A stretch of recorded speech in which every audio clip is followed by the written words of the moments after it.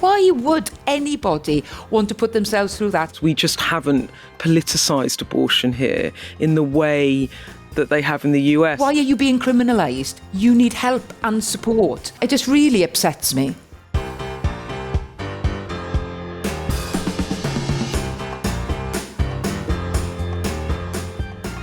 Hello and welcome to Electoral Dysfunction with me, Beth Rigby. Me, Ruth Davidson. And me, Harriet Harman. Hello, everyone. Now, we have got loads to get on with for this episode. We are going to ask whether the law on abortion is about to be changed so that women can no longer be prosecuted for abortion. And there's a big vote next week that could update a law from literally the Victorian times. This is a really interesting debate. You might not even know it's happening, but it is happening. And we're going to check in on Rachel Reeves. How did her big moment go this week? It was the spending review, the big defining moment of a Labour government doling out 600 billion of budget to government departments and capital projects up and down the land. God, it was a moment. But is there trouble ahead? Are tax rises on the way? But look, we've got some business to get to first, because last week I got a bit of a ribbon about my unglamorous camping trip and was unfairly castigated as someone that is too glamorous to go camping when I'm just a very real, down-to-earth person. But Ruth, I think you're joining me in a tent. I think you've had an unglamorous trip as well. If you could just... Sort of slightly. So I went to beaver camp last weekend. Dear, oh dear. Yeah, so my son joined the beavers about 3 or 4 months ago, and they had like camp at the weekend. But he's only 6, so I spent like 8 or 9 hours last Saturday on a hike and cooking popcorn over an open fire and learning how to put up a basha and being on a death slide and doing a low ropes course and stuff. And honestly, this was not the point of this. I understand that the point was to help manage all of the many, many small children that were running around, but I had the best time of my life. Okay. And despite the fact that Jen and I are like 14-year-old boys and we've been laughing about everything that comes back from beavers and the word beaver, including his My Beaver Adventure logbook, and he's 6 and he shouldn't be having enough adventures that he needs a logbook, but because of all of that, I basically think I'm joining the Scouts. It was brilliant. I had the best day. Right, I think, Ruth, if we can sort out the bedding, might be camping. If we could get a special mattress in a tent. Well, and now that you've been to Wales, I've been to beaver camp. Yeah. It's like, what is next weekend? What's Harriet going to do? Harriet, there's a big camping trip coming up next weekend or the weekend after. It's in a place called Glastonbury. I think maybe you could go there. Well, I watched Glastonbury on the telly and I've never been to it. And I'm just wondering what it is that holds me back. But I think you had an idea, didn't you, Beth, about what might make it possible for me to actually go to Glastonbury. Well, you obviously, got worries about the loos and things like that. The loos, the tent. So you need to go to the VIP area. So what we could do is set up a Piers entrance. Because in the House of Lords, I do think a Piers entrance to Glastonbury would be absolutely and then you could just brilliant. Because in Parliament, the peers, the Lords, they go through the Piers entrance. So if we could just mop one up, we'll get Harriet through there. I'm sure there's a. That's what they mean by privilege. That is what. That is what. But does bad things not always happen at Glastonbury? I really remember Tom Watson, the former Labour Party leader, having to be called back. It was some sort of Labour civil war, and he was at a silent disco, so he had the headphones on and nobody could get hold of him. So Jeremy Corbyn sacked Hilary Benn, and then all hell broke loose in the Labour Party, and they really needed the other elected person in Labour, which was the deputy leader, which was Tom Watson, to come in and be an honest broker and figure it out. And he was happily raving away with his headphones on in a big empty tent. It was all about whether or not Tom would basically be disloyal to Corbyn and therefore trigger another leadership race, right? And everyone was trying to get hold of Tom, who was in Glastonbury with his headphones on, going, "This isn't happening. I'm in a field." And in fact, he didn't bite, did he? And it all carried on. Jeremy carried on for a bit longer. Yeah, I remember that. But was it not the Glastonbury that also the White Stripes song was there and everybody was singing, "Oh, Jeremy do you remember Corbyn"? that? Do you remember that? Actually, we could get Harriet. We could try and get you on stage. Oh, you've got the right syllables. Oh, Harriet. Yeah, I don't think so. Definitely not. Something going here. Definitely I mean, we not. don't have to go to the main stage. We could go to a smaller tent. Let's move on, because as we mentioned at the start, MPs have a seismic vote next week on decriminalising abortion for women. And it is worth saying that currently women in Great Britain, so that's both the England and Wales who come under one law, and in Scotland that come under the same law because it was decided pre-devolution, can have an abortion up to 24 weeks under the 1967 Abortion Act if they have sign-off from 2 doctors. Currently, the law says that you can legally have an abortion if continuing with the pregnancy is a threat to your physical or mental health, and that's signed off by 2 doctors that you're less than 24 weeks, and that is the situation. And look, there's only been a handful of prosecutions since 1861. I mean, lots of you might just think this is a non-issue and there is pro-choice and people can go and get abortions if they need or want one. But since the abortion pill has become available and women can take that at home, there has been a spate of police investigations and even a handful of prosecutions that have happened where it's turned out a woman was more than 24 weeks pregnant, didn't have certification from doctors, and has triggered an abortion by taking abortion pills. And that's what this bill is about. It's about protecting those women. There have been 6 prosecutions in the last 3 years, and 1 was actually sent to prison. So what's happening then, I guess, is that a woman is pregnant, doesn't realise how pregnant she is, takes an abortion pill, then realises that this is a pregnancy that is perhaps, well, that is further along. And I mean, we've all been pregnant, right, around this table. And you know that I remember being 24, 25 weeks. I felt very pregnant at that point. And so these women haven't realised they've taken a pill. They've then obviously had to have medical help because they, at that point, have a baby and they'll have a placenta and they probably have to go to hospital. And then they've gone through that only to then be prosecuted, right? Harriet, can you just talk us through what's happening? Because we had the 1967 Abortion Act, and now it's 2025, and here we find ourselves needing to change the law. Can you just quickly break it down for us? What's happening? OK, well, it starts with the Offences Against the Person Act 1861, which says to procure an abortion for yourself or anybody else, to procure a miscarriage is a criminal offence. And then in 1967, we had the Abortion Act, which said, no, it's not a criminal offence if you've got 2 doctors certifying that carrying on with the pregnancy would be a risk to your physical or mental health, and 2 doctors certify that. Now we've got the Police and Crime Bill, which is a government bill which is bringing forward loads of measures, but a backbencher, Tonia Antoniazzi, is bringing forward a new clause, so she's putting it into this bill, and that will be on a free vote. And it might be worth talking about what the situation is in all of the different home nations, because it's already decriminalised in Northern Ireland, and that might be quite surprising to people because quite often Northern Ireland isn't the first place to liberalise a social issue. If Tonia Antoniazzi's amendment passes, this will affect England and Wales. So therefore Scotland will be the only place where it is no longer decriminalised, where it can be part of the criminal justice system. So I think there would probably be some catch-up legislation in Scotland, I would suspect. It's amazing the change that's been, because obviously you had the liberalisation of abortion law on a free vote, a backbenchers bill in 1967, but thereafter those of us who were in the House of Commons, we were incredibly worried any time abortion was brought up. We thought it was going to roll the clock back. and that we were always trying to stop any abortion changes happening.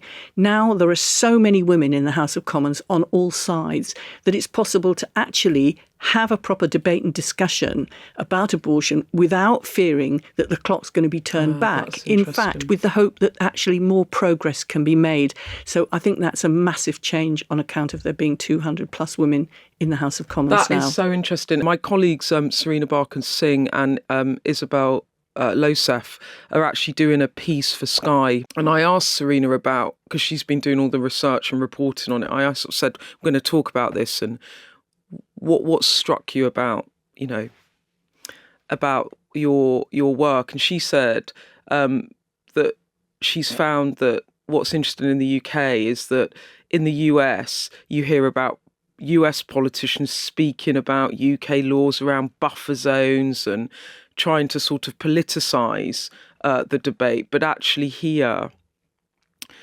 when she's looking at it, it isn't that contested. There isn't a sense that there's going to have any trouble at all, that there will be any trouble at all passing this through the Commons, because we just haven't politicised abortion here in the way that they have in the US. It's an ethical debate. It's not a political debate. And I think that's really the way to keep it. But I guess the reason I've brought that up is you said when, maybe 2 decades ago, you were worried about if you tried to push too much on abortion and decriminalise women at that point, that you're worried that things might be pushed back. So what's changed? Well, we didn't dare push it forward. Other MPs would bring forward new clauses to try and turn the clock back. So we were always trying to defend the status quo. What's changed is there are more women in the House of Commons and male allies on this issue.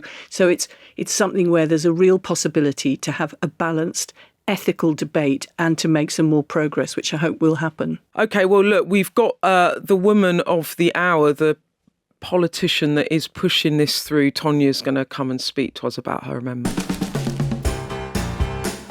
Well, look, we've got Labour MP Tonia Antoniazzi on our pod to talk to us about her amendment. Tonia, thank you for joining us. Great to be here. Lots of people won't even be aware that this is an issue and think women can just go and get abortions as and when they need them. Why did you choose this issue? And can you just explain what you're proposing? Well, I've always been pro-choice. I think it's very important that, women have bodily autonomy. But the issue here is that, abortion is a criminal offence in England and Wales, and the law dates back to 1861 that affects women. But I think what's really highlighted it for us is the case of Nicola Packer. And basically, Nicola didn't know that she was pregnant. When she did realise she was pregnant, she thought she was less than 10 weeks pregnant, and sadly found out that she was actually 26 weeks pregnant and, was showing no signs of being pregnant. And when she went to the hospital and she took what she refers to her baby, the fetus, to the hospital, and they dated it, she was horrified. She was had she taken the abortion pill? Is that the point, Tonia? She had accessed online. She'd accessed telemedicine because it was during COVID. And sadly, she was very distressed and went to the hospital and then had to have medical treatment and was taken then to the... They basically reported her to the police, and she's been in the criminal system for 4.5 years. That's cost her over £30,000. It's cost her well-being, her health. And to me, Nicola Packer is a victim, and she's been treated like a criminal, being put into the dock. And now this is not in the public interest. This is not, women are finding themselves in situations that are really difficult and being criminalised for something that, they don't have control over. And I want to bring this, I'm bringing this amendment to the House because women need to be taken out of the criminal system. And that's all that this amendment does to the Crime and Policing Bill. It basically takes women out of that situation and decriminalises them. It doesn't change abortion law. It isn't abortion up to birth. And all the way that this is being painted now by the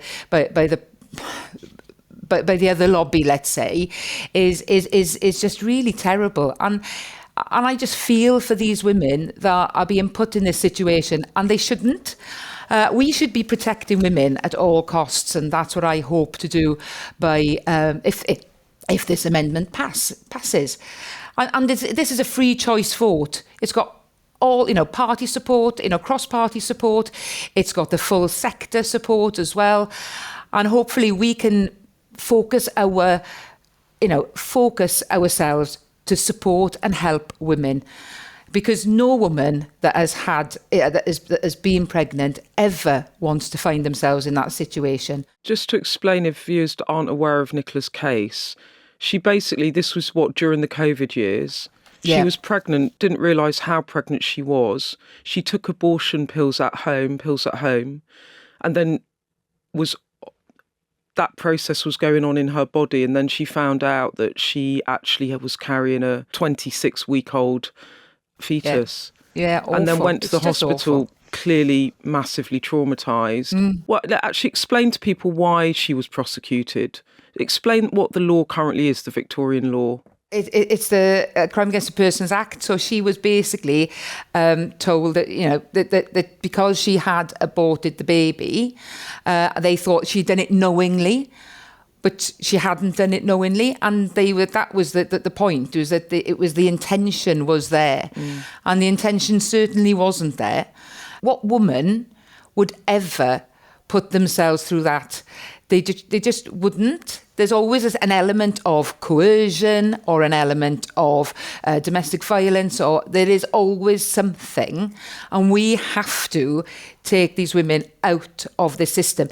And one of the interesting things is that last year I'd signed, this is Diana Johnson's previous amendment to the Crime and Policing Bill last year before the Parliament, before we had the general election.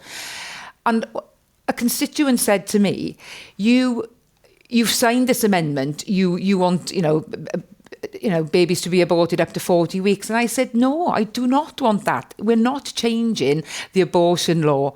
What we are doing is taking women out of the prosecution.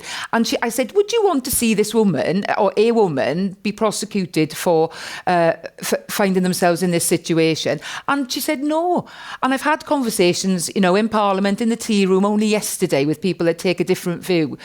And they said, no, we don't want to see women criminalised. And that's the whole point of this amendment. And can I ask about that, Tonia? Because I think you're right that there has been some misinformation. And we've talked about the kind of Victorian law, which is what you can be prosecuted under.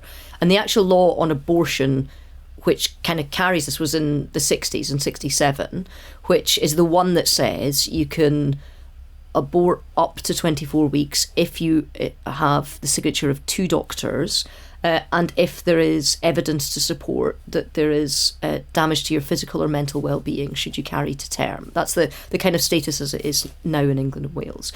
And I mean, I am naturally supportive of a woman's right to choose. I want abortion to be available to people. I was horrified by the attack on Roe versus Wade in the States and actually quite scared by it. So my natural sympathies are there, but there is also something in me, and it's not intellectual. It's like something in my kind of my gut that makes me feel a little bit queasy about going beyond the 24 weeks, because we know that babies can survive outside the womb after 24 weeks, and some have survived with intensive care even younger than that. Yes. But there is such a sense of information that your amendment would change that 24-week cutoff. And if you're saying that doesn't happen, explain to me how it doesn't. Because it doesn't, because the law is basically that, anybody involved in that, where's the intention is my kind of the way I want to come at this. No woman intends to end her pregnancy, and we need to protect women. The law is not changing. Abortion law is not changing.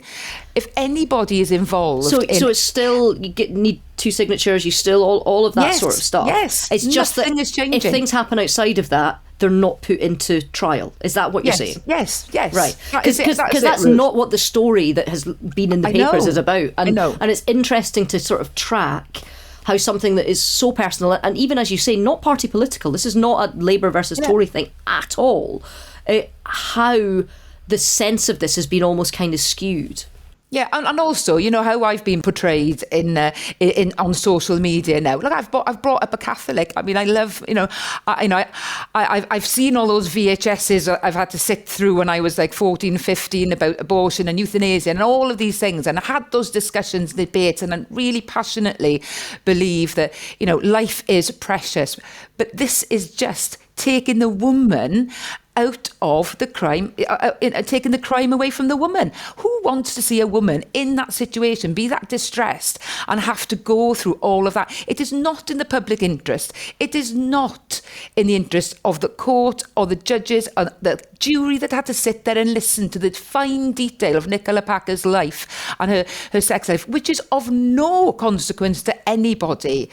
And I just feel so offended for her and upset when I met her to say that she spent 4.5 years of her life taking a really high dose of citalopram to be able to cope with what this. And it's not as if there's not enough guilt and shame that's already, which shouldn't be there, but that is a hangover from a different age already for women that are with this. So what's really changed things, hasn't it, Tonia, is the advent of the abortion pill, which you can get as a woman and you can take and you can get it online. And that's meant that you've had abortions happening, you know, procured miscarriages, however you want to describe it, with women not having the certification of 2 doctors, and it's not in a healthcare setting. And that's why there have been some prosecutions because women have been finding themselves in a situation where they didn't know they were that pregnant or they were so desperate they took it anyway. And there have been, over the last 3 years, there have been 6 women, you know, investigated by the police, arrested, put in the dock and prosecuted, and one even sent to prison. And so it's the advent of what you described, Tonia, as telemedicine, is you're able to get these pills online, and then suddenly this is causing these prosecutions. And whatever you think about the situation, it's the wrong way, as Tonia says, to deal with women, to actually have a police investigation and put them in the dock. And so what she's doing is she's taking the woman out of the criminal justice system. So if a doctor wrongly signs for an abortion when he or she shouldn't be, if the certifying conditions are met when they're not, that's still a criminal offence. So the criminal law is still there in abortion, but it's just the woman procuring her own abortion. She's taken out of the criminal justice system because clearly what she needs is help. What would happen then if a woman took a pill rather than getting consent from 2 doctors just at 26 weeks? Well, it wouldn't be a criminal offence if Tonia's amendment is passed. So it would take it out of the criminal law. But that's why some people are worried, aren't they? That it will mean that women will feel able to take an abortion pill at past 24 weeks. Is that the issue? But that is what people are saying. But the actual truth is, if you are carrying a 26-week-old baby, and let's use the word baby, because its life will be viable, why?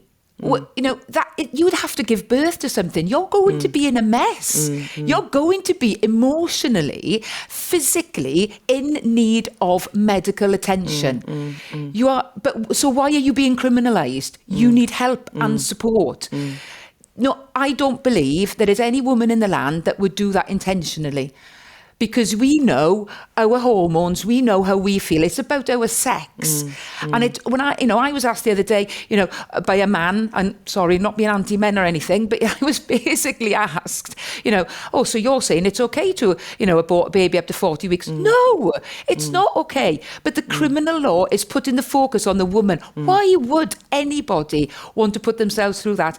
A woman needs help and support and needs decriminalisation, needs to be supported and taken out of that situation, which is very, very emotional. And so that argument, it just really upsets me. How do you think this will go in the Commons, and where are you facing opposition within Parliament? I just think that people are, you know, pro-choice or they are pro-life, and whichever, there will be people that this is a free vote. I am hoping that this will pass. This is a very neat amendment which will just take women out of, out of criminality. And I just hope. I get a sense that this will pass, but it'll have to be selected by the Speaker on Tuesday, and we'll have to see how things advance like that. But there is a lot of cross-party support for this amendment. And in terms of the Speaker selecting your amendment, because it's part of a bigger crime and criminal justice and policing bill, there's actually 2 abortion amendments. And this is also where some people might be getting confused, because one of your Labour colleagues, Stella Creasy, has brought forward another amendment. Can you explain how yours is different? And explain to me, because I've never sat in the Commons, whether it's likely that only one or both will be taken. Well, I think that the process with the Speaker is that he will decide on the day. He will look at both amendments and he will decide which one goes through to a vote. Now, as far as I'm concerned, Stella's amendment looks at human rights and abortion being a human right. There is a wider issue here that this opens the law and there are lots of unintended consequences to that. She doesn't have the sector's support. However, I think that going forward, I think there's a lot that we can use from Stella's amendment and look at abortion law as a wider issue. But for now, this is the right time, the right bill, and we are in the right place to be able to take women out of the criminal system so that there are no more Nicola Packers. And this is called a free vote, isn't it? Yeah. But I presume amongst particularly the women Labour MPs, presumably you've got lots of support for your amendment. What about the other parties, the Conservatives, the Lib Dems, the SNP, I presume are not voting for it because it's England and Wales? And what about Reform? I'm not aware of where Reform are on this, but I also know that the SNP aren't voting, but we have a lot of support in the Lib Dems and we have some support in the Conservatives, but I understand that they will be hesitant not to play into the hands of Reform. So I understand that, and I've had those conversations with them. So, but it has a lot of men are supporting this as well, and the Greens have also supported. Well, I hope you succeed on this, Tonia, because I think it's another really, really big step forward, and people will look back and think, why on earth, when a desperate woman has procured her own abortion, do we investigate her with the police and put her in the dock? And when I think of where things were when I was growing up, where there was no sex education, no availability of contraception, abortion was illegal, and if you were unfortunate enough to get pregnant, your baby was taken off you and given for adoption. I mean, it was a cruel system. Well, thank you for your support. I really appreciate it. And thanks for coming on, Tonia. We appreciate it. Well, look, that was Tonia there talking about the amendment, highlighting what might happen in the Commons, where there is some pushback, perhaps. Let's see how MPs vote. And for all of you, maybe you weren't aware of some of the issues around women like Nicola. So I found that very enlightening. And it's a big week for talking about philosophical and ethical questions next week in the Commons, not just political ones. I think the Venn diagram on who votes for this amendment if it's chosen and who votes for assisted dying legislation, which is coming up just a day or a couple of days after it in the Commons. I think it is absolutely to our credit that we can still have these big philosophical and ethical debates that don't go down party lines, and people can listen to each other as well as make their own points, and in a way that you just don't see in the States. Absolutely. You just don't see it. Well, absolutely. On the matter of party lines, you've given me a neat little outro there, Ruth, because statement. These are not party lines, and these are conscience votes. I'll tell you what. I'm going to wave the blue book. I'll tell you. Yeah, look, we've got our blue books. Look, here we go. The pay now, tax later statement is that you're talking about. This is going to be the rest of the pod. You can switch off now. These two are going to go at it as they divide along party lines in the most convincing of ways as we discuss. And I'm holding it up because I carry it around with me close to my heart so I can read it before bedtime. All of the charts. The spending review. We're going to come back and talk about that after this break.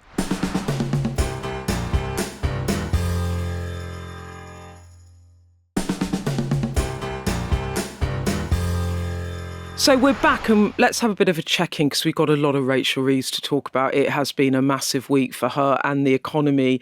We officially had the winter fuel U-turn this week. The Chancellor is going to find £1.25 billion now to increase winter fuel allowance for 9 million pensioners will now be getting it this winter. It is a near complete U-turn. I think only pensioners earning over 35 grand are now not going to get it. So that was pretty big moment. And then the Chancellor this week set out the spending review. And I know people don't find it necessarily immediately interesting, but what is interesting about this spending review is the way in which it defines what this Labour government is all about, where its priorities are, and also really the direction of the country for years to come, because they're allocating tens of billions of pounds of public money in investments, and they're borrowing it to invest to build power stations and rail and homes all across the land. Anyway, this Labour government have had a bit of a difficult first year. They're moving into the second year, and now it really is plugging the idea of having, to quote them, fixed the foundations of the economy. They are now going to try and grow it and deliver the change they promised, as they put it, for working people. It's all about national renewal, and they really mean it. Rachel Reeves literally said renewal 11 times in her speech on Wednesday. And as much as the three of us are all across this, I'm not sure how deep into the weeds of the spending review most people are. So do you want us to kind of whiz us through the highlights, Beth? Yeah, I'll give a really quick rundown. So basically, 3 pillars essentially of her plan. That is defence, health, economy.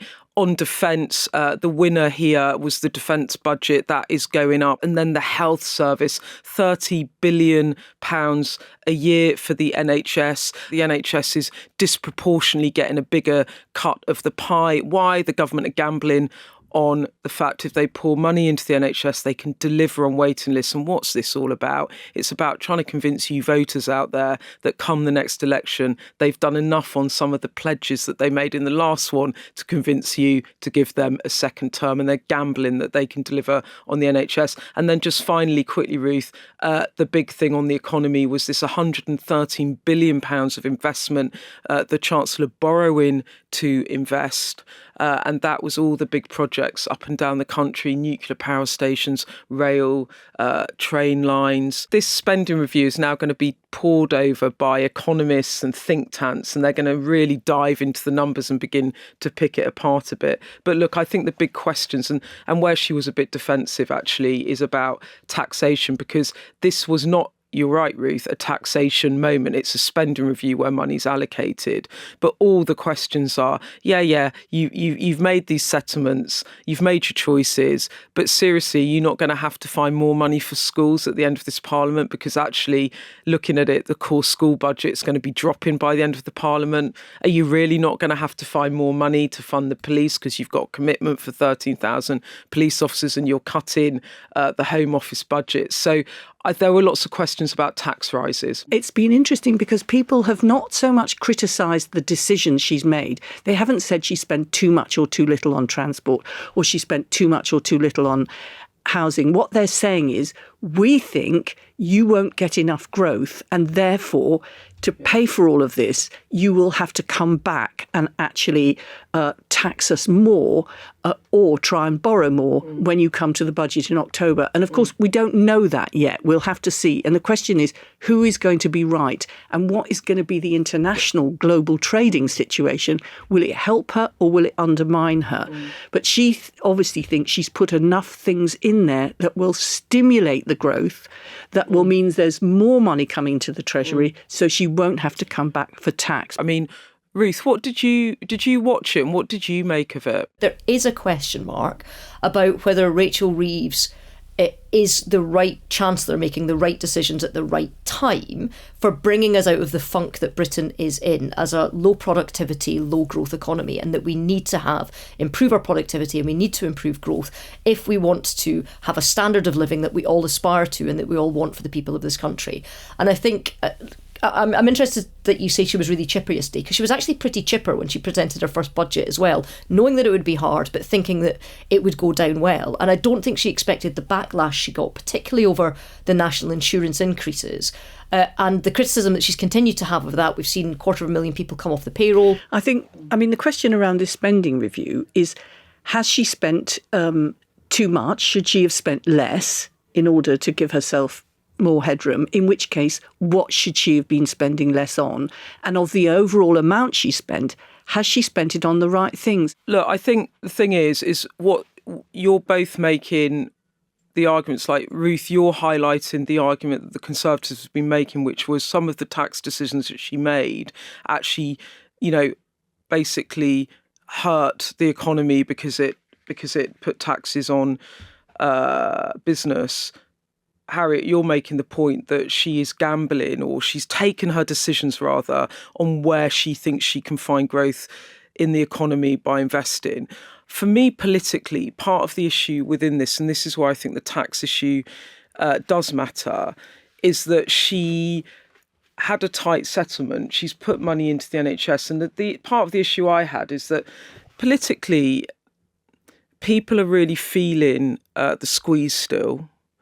People are sensitive about the idea of taxes going up, but they also want better public services. And she's got quite a difficult circle to square. I mean, look, the point is on this though as well is like in terms of, and you raised it, Ruth, in terms of taxation, there are questions about she kept saying it's a spending review, this is not about tax raising. No, it's not. But she also made £1.25 billion of an unfunded spending commitment on the winter fuel allowance. There's questions about whether she's got to move on welfare, which we can talk about in a minute. There's questions about the 2-child benefit cap. That's, if she lifts that, that's up to 3 billion. So coming up in pretty short succession, there could be a series of choices that Chancellor's making that will involve billions of pounds more potentially in money to find for public services. So there are questions around tax in terms of policy decisions that she's going to make in the coming months. There's questions around tax about whether the economy deteriorates further and she has to pull the tax lever because she's not getting the economic growth. But within the spending review as well, and this is something I asked her yesterday, there's also a question about hidden within it, whether what she's doing is pushing tax raising back onto local councils to fund local government and to fund police numbers because she's taken the money away from these departments centrally. And in this spending review, it looks to me like she is saying that some of these measures that she wants to achieve, like hitting the police targets of 13,000 police officers by the end of the Parliament. She's taking money away from Yvette Cooper in this settlement. And she's pushing it back to people in council tax bills. And I asked her about this yesterday, and I felt a bit gaslit, to be honest, because I said to her, as part of this spending review, does it mean that people's council tax bills could be going up because they're going to find local councils are charging them more for services around police or local government? And she said no. And then Darren Jones went on the telly later, her deputy, and said, yeah, council tax bills might go up. And then she said this morning, on Thursday morning on the radio, that it might be that council tax bills go up. And apart from me feeling a bit gaslit about it, which is slightly irritating because I was like, oh, have I just asked a stupid question? I hadn't asked a stupid question. There's a question here about people aren't going to want their council tax bills to go up. And I'm saying all of this in a very speeded up way because the point is that in all of this, her gamble is that the public kind of stick with the Labour government, but there's still potentially quite a lot of short-term pain, right? Because she's promising the investment that will deliver the economic growth, but in the short term, people might find their council tax bills go up more. They might find there's more pressure on taxes into the autumn. And it's still quite, I would say, a sticky wicket for her in the coming months. Is that fair? Harriet's looking at you, Ruth. Harriet's like, ask me, Beth. I think, we know that it's really hard to balance the budget. We know that it's really hard to make everybody happy. And it's almost like Chancellor is daddy. They're like the disciplinarian that tells all the other ministers, no, you don't get to have. So it's not a fun job to have. But I do still think that the question marks are growing the longer that she's in the job rather than getting smaller. I mean, I'm going to be just in Rachel's corner here for a moment and pick up two of the critiques that's been made about her at the point of this spending review. Yeah. And Ruth's absolutely right. Her opinion poll ratings are absolutely on the floor. I'm sincerely advising her not to even look at them because that would be too demoralising. But they're saying she's doing it too long term. She's not focusing on the immediate term. And mostly people say about chancellors, they're too short-termist. They're not investing for the future. So, you can't win on that. But she has said she wants to do investment because investment is the key to growth, but public sector investment, drawing in private sector investment. So the first critique is she's too long-term, but that could be a virtue as well as a criticism. And the other criticism of her is it's all numbers. She's not telling the story. It's kind of Rachel from accounts. And I would say this about that, is that I was remembering that when Phil Hammond, who was the Conservative Chancellor, was being all over the numbers and everything, people were going, yeah, Phil, spreadsheet Phil. And they were all admiring the him way you said for his, that, Harriet. domination of the numbers. But, that was regarded as a positive attribute. Whereas when it's Rachel from accounts because she's being all over the numbers. Yeah. And as far as telling the story is concerned, the question is not just the story you tell, but whether the story is right and a good one, because George Osborne was commended for telling the story about austerity. And he was very clear about it. Everybody knew what the numbers were, and they also could see the story he was telling of austerity. But now I think most people look back on that and think that undermined our ability to recover after the global financial crisis and stuffed the public services. So perhaps it might have been a great story at the time, but it certainly wasn't a good thing. And it was unusual, for example, to have somebody like Gordon Brown, who not only did the numbers, but did the story as Chancellor as well, like prudence for a purpose, economic prosperity and social justice going hand in hand. It's quite unusual to have a Chancellor who can both do the numbers right, but also tell a big story. And usually it's the Prime Minister who tells the story of the country, not the Chancellor. So I'm saying to Rachel, get on with doing your job looking at the numbers. I think that's impressive. You've got a plan, you're sticking to it, and let's flipping well hope it works. What I thought was really interesting about this spending review, and let's see how it plays out in the coming months, is that Labour have, they've made their call. They've defined what they're going to be about. It's about the NHS. It's about investment to grow the economy. Security, and defence. Security. And that's it. They've rolled the dice now. We see where they're going to go. And we've got kind of a direction of the roadmap of the next few years for this government and the country. So, look, that's sort of the spending in the long term. But in the short term... In the short term now, they've got to make it work. They've got to do those health service reforms so that the money puts in actually results in, more waiting lists coming down. They've got to make the defence money work so that there are actually jobs in these arms factories. I'm thinking even shorter term, Harriet, which is next week. Next week is going to be politics. So, I mean, look, some of these tricky things we were talking about spending pressures, and you can see the spending pressure she felt with the reversal of the winter fuel allowance, which was so deeply politically unpopular, and that has been partially U-turn, but a big that was a big U-turn. The welfare bill's coming back to Parliament. We think it's next week. I think Liz Kendall is frantically trying to speak to backbenchers now to try and reassure them about welfare cuts. It's up to £5 billion of cuts. We've talked about the PIP, disability benefit cuts and changes to eligibility. Lots of you have messaged in. We read out some of your messages about the anxiety. Harriet, I just want to ask you straight, how bad is it? Are they going to have to back down? The thing about welfare is you have to have every individual voting in Parliament because it's about legal entitlements.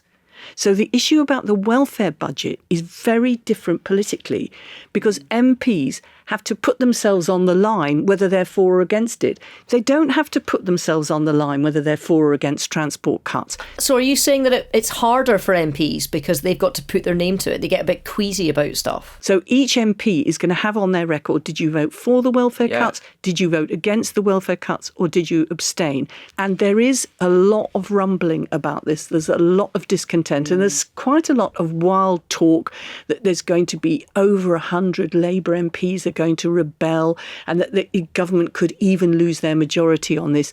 And I would be very surprised about that. There is definitely a lot of nervousness about it, but I would be surprised because I think that these MPs have only recently been elected. And if they vote in such large numbers that they actually cut across a major plan from the Chancellor and the Prime Minister, it's almost like a vote of no confidence. The question at the moment, and I did a little bit digging around on this, is whether or not there will be concessions, i.e. you put forward 5 billion of welfare cuts and then you start slightly changing things about a bit to try and reassure some MPs, win their support. You change the eligibility, you tweak, the criteria, and therefore you maybe don't save as much, but you maybe win more votes. I mean, there's lots of discussions going on, MPs going into the Chancellor. Yeah. There's lots of discussion from the Secretary of State for Work and Pensions trying to persuade people that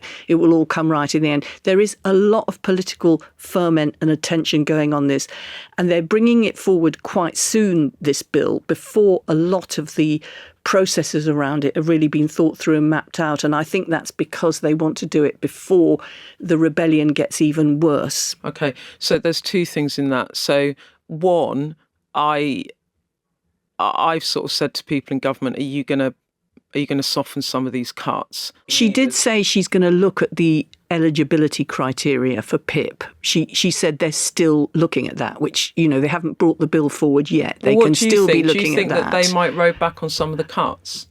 In terms of people who are currently eligible not being eligible in the future, there might be a small amount of trimming around that. But I think the general thrust of the argument, which is that if you've got 1,000 people a day being added to the personal independent payments entitlement list, that is not sustainable. So I think that she will stick with that. Do you think there might be any resignations?